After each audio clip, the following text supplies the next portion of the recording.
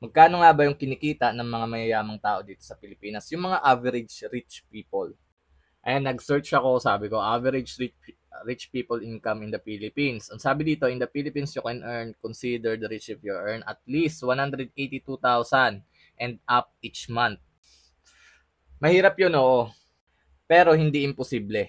Kaya welcome sa Project Wealth 101. Kung hindi nyo napapanood, nagvo-vlog din ako sa college before. Yung College Life 101. Ngayon naman gusto kong maging part ng mga average rich people dito sa Pilipinas. Pero hindi ko alam kung paano sisimulan. Kasi isa pa lang naman akong student. Pero kung ima-maximize ko naman siguro yung sarili ko, magagawa ko yon. Ako na rin kasi nagpapaaral sa sarili ko tapos may mga bills na rin ako. Pero ang aim natin ngayon is kumita ng 182,000 or mahigit pa. Oo, kumikita ako ng cash pero hindi ganun kalaki ng sobra.